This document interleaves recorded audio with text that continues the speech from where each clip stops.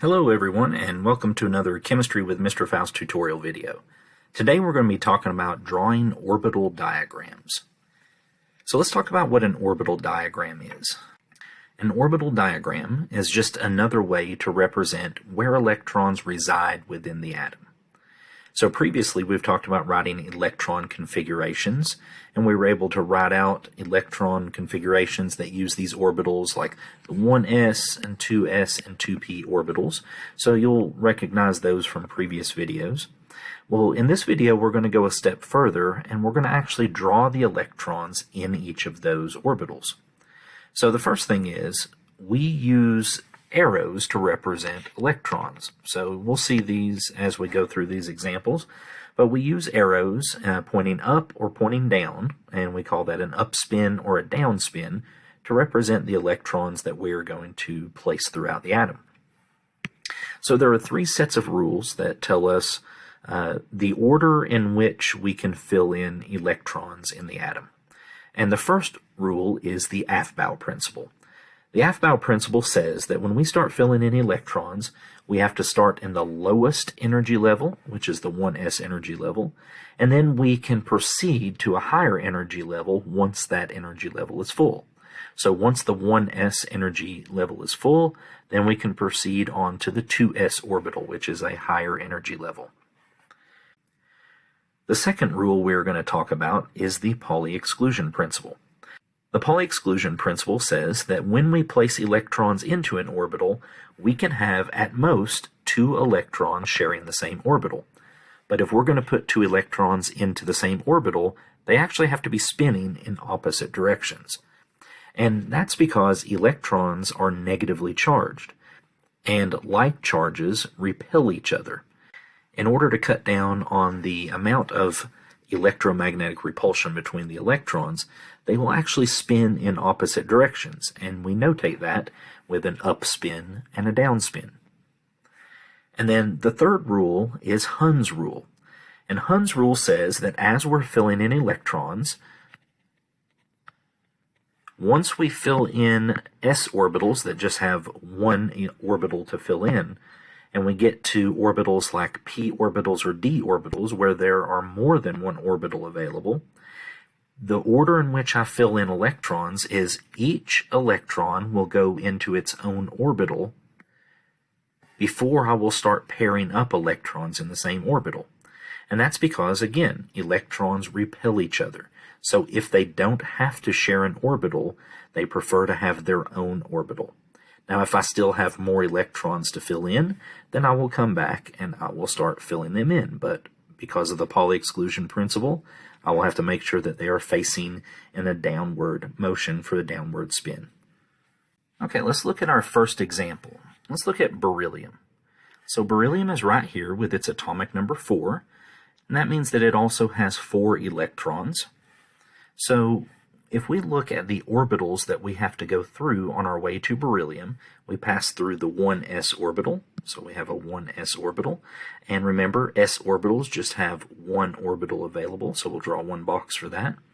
And then we go through the 2s orbital, and we have a 2s orbital, and s orbitals again just have one box, or one orbital, so we'll draw one box for that. So we have a total of 4 electrons that we have to place here because its atomic number is 4. So to start filling in our 4 electrons, first the Aufbau principle says that we have to fill in the lowest energy level first, which is the 1s energy level. So we'll put our first arrow in there. And the Pauli exclusion principle says that the orbital is not full until it has 2 electrons in it. But if I'm going to put a second electron in this orbital, they have to be spinning in opposite directions, so we'll have a down arrow there.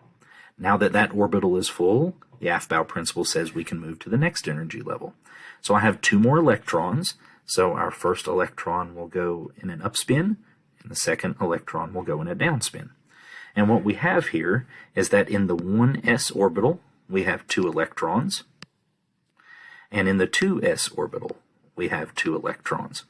And we can see that that is the electron configuration for beryllium, and we can see visually where the electrons are inside of those orbitals. Okay, let's look at our next example. Let's look at nitrogen. Nitrogen has an atomic number of 7, so we have 7 electrons that we will be filling in. On our way to nitrogen, we go through the 1s orbital, and s orbitals just have 1 orbital. We go through the 2s orbital, and again, s orbitals just have 1 orbital. And then we get to the 2p orbital. So remember, p orbitals have 3 different orbitals. So we're going to draw 3 different boxes to represent the 3 orbitals in the p orbital. So we have 7 electrons that we're going to need to fill in here. So let's start filling in. Again, the Aufbau principle says that we have to fill in the 1s orbital first. So remember, we can put one arrow up, but the next arrow has to be facing down. Now that that orbital is full, we can move on to the second orbital, which is the 2s orbital. Again, we can put an electron spinning up and one spinning down. So we've used 4 of our 7 electrons, so now we can move on to the p orbital. But when I get to the p orbital, this is where Hund's rule comes into play. I've used 4 of my 7 electrons, which means I have 3 electrons left. So since I have 3 orbitals available in the p orbital, each electron is going to get its own orbital before they will start to pair up. So the 3 electrons that I have left get placed in like this, where we have 3 up spin electrons. So there are our 7 electrons. And we can see that the electron configuration for this would be 1s, 2 electrons. The 2s orbital also has 2 electrons. And the 2p orbital has a total of 3 electrons. And that is the electron configuration that we would have written for nitrogen. All right, the last example that we're going to do is going to be for vanadium, which is right here with 23 electrons.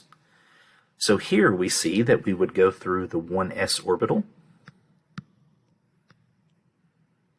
We would go through the 2s orbital. We would go through the 2p orbital.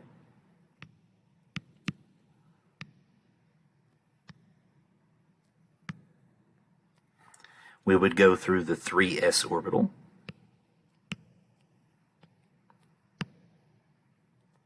We would go through the 3p orbital.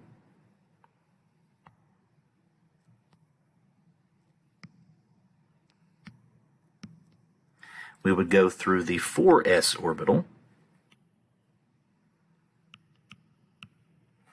And then for our last part, we would be at the 3d orbital, because remember, for the d block, we have to subtract 1 row number. So this, instead of being 4d, would be 3d. And d orbitals have a total of 5 rooms available. So to make room, I'm going to actually write those 5 rooms right up here.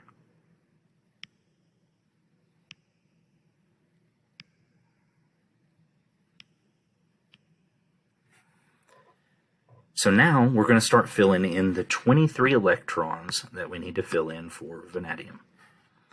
So following our rules, we have the Aufbau principle says we have to start right here at the 1s orbital, and it has to be full before we can move up. So we have an up spin and a down spin. Now we can move on to the 2s orbital, where we have an up spin and a down spin. When we get to the 2p orbital, there are 3 rooms available, so we will start with an up spin in each one of these rooms first. And then we can come back and put a down spin in each one of the orbitals. Once it's full, we can move on to the 3s orbital. So we have up spin and a down spin. Again, we get to a p orbital where we have multiple orbitals available.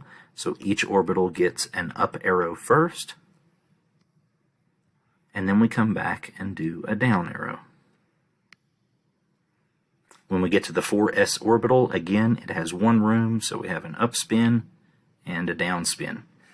So at this point, we are now up to 20 electrons. Vanadium has a total of 23 electrons, so I have 3 electrons left. I have 5 rooms available for my 3 electrons, so each electron is going to get its own orbital. So we have our 3 electrons going just like this. It's okay that we have 2 orbitals that haven't been filled yet. If we had more electrons, we would just continue to fill them in, but that's where we run out, so that's where we stop.